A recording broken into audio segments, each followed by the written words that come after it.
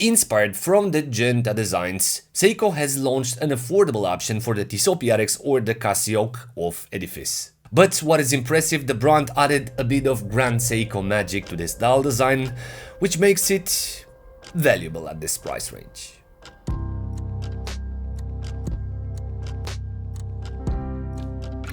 A few months ago, I was browsing Instagram looking at 9+ page, and a new Seiko with an integrated bracelet was announced. Of course I said I have to have it. Fast forward, this week a friend of mine said, "Hey, I bought the Japanese PRX," and I instantly figured out what was he talking about.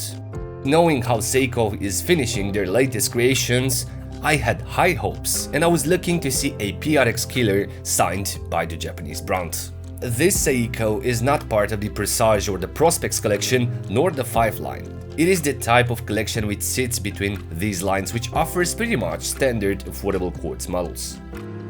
As part of the process described, when I've seen it announced for the first time, I liked it and I said this will be a solid contender for the Tissot PRX, thinking that the Japanese brand was inspired by the success of the Swiss counterpart.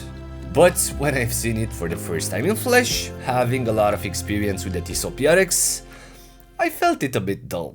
And indeed, this is not the type of watch which will conquer you. If the renders were promising, the watch itself it's not impressive, shape and design-wise. But if you pay a bit of attention, you will discover interesting angles and accents which the Swiss brands never bothered to offer. So the shape of the watch is pretty generic, but the way the watch is finished, it is worth to be considered.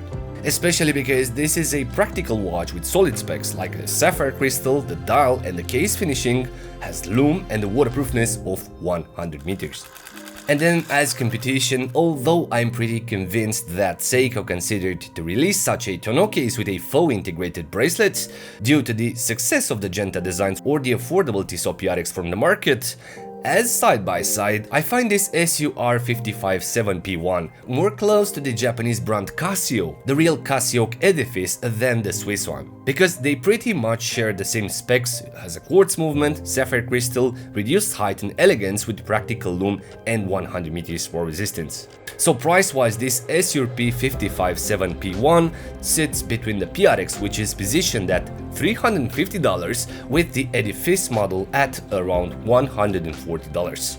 And quality-wise as well, we can recall that the Seiko model offers pretty much a fair quality level, which sits between these two models. Now, when I changed the lenses with the macro ounce to capture the details of this dial, surprise my friends! The watch feels to have a superior finishing compared to the normal Seikos. We can preview how the light interacts with the faceted markers, but also with that vertical pattern, which honestly it's pretty hard to obtain at this price range. And because I recently reviewed the Grand Seiko Sinbin, it really reminded me about that model. So there is substance, there is something to justify the price and the potential hype of this model. And then moving into details, the pattern of the watch is not formed from exact sharp lines, but from repetitive bumps, so the pattern can capture light from the top and form a shadow on the bottom. And because of this, the horizontal pattern serves as a calm base for the sharp markers, the hands and the applied logo. And honestly, it's been a while since I've seen an applied Seiko logo, and thanks to the technology nowadays, the logo looks clean and well applied. This is an accent that matches the date window frame and helps the dial to create a better balance with the hands and the markers against the pattern, which succeeds as well to balance the simplified dial without lettering on the bottom part. And indeed, it feels that sometimes less is more. However, the hands feels that they're not aligned finishing wise with the sharp angles of the markers, and I think these are borrowed hands from the old Seiko 5 lineup. Now, there is lume on the dial. At the end of each marker there is a dot of lume as well present on the hands. Typical for Seiko, pretty bright when charged, but this one fades quicker because I assume it's not a diver. Even so, I think it's enough for the purpose of a GADA watch. And then, unveiling the case, as I was mentioning, this is a tonneau design which aims to emulate an integrated bracelet Genta style, because the extremities of the case are angled towards the bracelet, somehow creating continuity with the links, creating the idea of a full integrated bracelet concept. And then the case is well finished with a generic brushed case and a brushed bezel, but with small side polished chamfers which are unveiling refined and unexpected accents. On a wrist roll, the watch doesn't look bad at all. Because Seiko really knows their angles, and thanks to their grammar of design or the Grand Seiko hype, they really know how to offer a bit of luxury accent even on their budget lines. And then moving into specifications, the tonneau case measures 38.9mm in diameter with 44mm as top to bottom, 8.5mm in height with 20mm between the lugs, and weighs around 130 grams.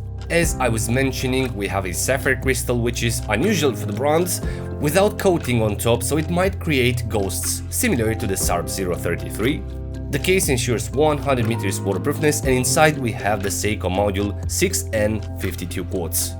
As price, this model sits between $179 available on Jomo Shop and $280. So a wide range in my opinion, because that extra $100 can decide if a watch is worth the money or not. In Europe, I find the price of this model pretty spicy, and I would personally not pay more than $200 for this model. Moving to the bracelet, as I was mentioning, the watch can host 20mm leather or rubbers, so the watch can capture a different dynamic, especially with a tapered aftermarket strap when the bracelet is removed. Because the bracelet does not have a spectacular taper, and it does not continue the tonneau case shape, it looks very appealing due to its design with the brushed links and the polished center accents, but it does not offer continuity to the case to be considered an integrated bracelet concept. And then, as wearability, once the bracelet is adjusted properly, it lays down on the wrist pretty well. It offers the expected perception of comfort due to the reduced height, the case design and the bracelet adjustment. All in all, I consider this Seiko as a great alternative for the Casio Edifice or the Tissot PRX, especially if you're a Seiko fanboy. Has all the necessary features like the adaptable nice finishing of the case, which allows swapping straps, has a beautiful dial with refined finish markers and a bit of Grand Seiko DNA, has a sapphire crystal for the believers, has 100 meters water resistance and lume, which makes it, as I was mentioning, a perfect all-rounder, a watch which can be worn as a dressy accessory to a formal outfit, but as a relaxed vacation watch as well. For around $200, I think this is a solid watch and a perfect alternative to Swiss watches, and for sure a better finished Casio Edifice. So, hope you enjoyed this video, and as usual, I'm really curious to know what do you think about this new Seiko release. Is this that perfect Tissot PRX replacement?